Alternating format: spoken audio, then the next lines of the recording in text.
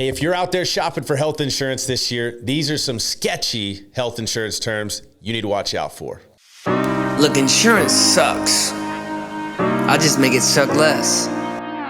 Hey, what's going on, everybody? My name is Brad Hannon. We created this channel usually for agents to help them polish their skills, make more sales, and ultimately make more money by selling health insurance. But today, I'm coming at you with something a little bit different. If you're watching this video, it's likely you are a consumer. If you are watching this video and you are an agent, take note, because today we're talking about sketchy insurance terms that you should avoid, that you should watch out for. Listen, I'm not ashamed to say that we're in business to make money as an agent. However, I'm gonna tell you some of the terminology that's used out there to fool consumers like you that I personally wouldn't use. I don't train agents to use, because we take a whole person approach, right? We take an approach to make sure as a broker, we're gonna find the best plan at the best price. And so the first term I'm gonna throw out there to you is nationwide PPO. Nationwide PPO. You might be thinking, well, that doesn't make sense. Nationwide PPO, that's a good thing. You're telling me that's a bad thing? That's a sketchy thing to watch out for? It's not a sketchy thing. However, it is a good thing. However, agents, captive agents, non-captive agents will use that as the primary selling point of the policy. And it's a little bit smoke and mirrors, because if they're hyping up the nationwide PPO, what are they diverting your attention from over here? Maybe it's a nationwide PPO because the benefits are lacking, right? The marketplace, known as the Affordable Care Act, Obamacare, offers plans that do have PPO networks from time to time, but more times than not, they are HMOs, EPOs. So the give and take, the downside is that the networks are typically a little bit smaller. So when I say watch out for the terminology nationwide PPO, what I mean by that is an agent that's continuously promoting the nationwide PPO over the actual benefits that the plan has, right? The benefits are more important, or equally as important, okay? I won't say one is more important than the other, but is equally as important as the network, right? It doesn't make sense to have a plan you can't use because the network's so small, but also doesn't matter if the network is fantastic, fantabulous, phenomenal, whatever, but has benefits, right? Another one, and this is, again, same thing, not by itself a sketchy term, but no deductible, right? No deductible. So we got nationwide PPO, no deductible. Watch out for agents shouting from the rooftops that they're offering plans that have no deductible. It's a trap. Unless you are lower income to where you qualify for cost sharing reduction, or you're looking at a plan that is, again, skimping on the benefits, it is very likely that the low to no deductible comes in the form of a limited benefit plan, which is exactly as it sounds, right? Limited in the benefits that plan actually provides.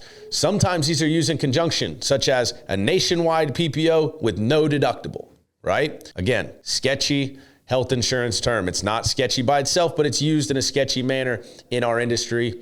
And on behalf of all agents, I apologize to the smoke and mirrors. All right, so we're jumping to the next term, sketchy health insurance term, which would be guaranteed issue, okay? Guaranteed issue, if you don't know what that means that you don't have to go through any underwriting in order to be eligible for the plan, okay? So guaranteed issue is great when it comes to the marketplace. ACA, Affordable Care Act, what's known as Obamacare, right? Obamacare's come a long way. There are options in the Affordable Care Act or in the marketplace that will be suitable for a lot of people, right? Or that would be suitable for a lot of people. However, if you're looking at a non-marketplace plan and an agent tells you that the policy is guaranteed issue, it's worth a second look to make certain, right, that it is a plan that does provide decent benefits. Because guaranteed issue, you're going to get through the marketplace. If you're looking at a plan that's not on the marketplace, right, it's not a Affordable Care Act plan, it is more than likely very, very limited in the benefits that it provides if it's guaranteed issue.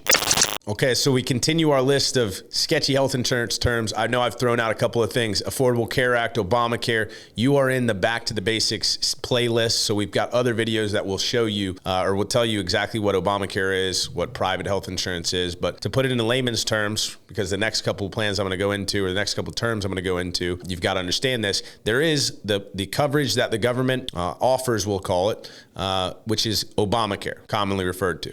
It's the Affordable Care Act, right? The marketplace. These are all things that refer to the same type of coverage within the ACA, Affordable Care Act, Marketplace, Obamacare. So there's one side. The other side is private, right? If you're talking about private plans and these terms are used, right, it's worth a second look. Again, I'm not saying they're bad. They're just worth digging a little deeper, okay? The second to last one is first dollar benefit. First dollar benefit. What this really means to tell you is that you're looking at a fixed benefit plan, and fixed benefit plans are not all bad. However, if that's the only plan that you have by itself, okay, a fixed benefit plan can be limited, because what that means is the plan is going to pay first. Okay, the plan is going to pay the benefits first, and then if it's $50,000, $100,000, $200,000 that's left over, you're stuck with that. So it's great to have a first dollar benefit plan if it's backed with something that has a true deductible and maximum out of pocket, limiting your out of pocket, exposure. So a first dollar benefit plan, imagine a first dollar benefit plan that pays the first dollar of your health of your incident, right? Accident, whatever it might be. They're going to pay the first dollar. You're going to pay all the rest. Not necessarily a great deal, right? And then the last one, okay, is an underwritten plan. Okay, a lot of agents out there will use the terminology underwritten plan to make it sound like it's the best thing since sliced bread, or this amazing thing that only certain people qualify for. Well, the truth is that only certain people do qualify for that. However, it's always worth a second look if you're looking at an underwritten plan, if you have pre-existing conditions or things like that you're trying to get through underwriting.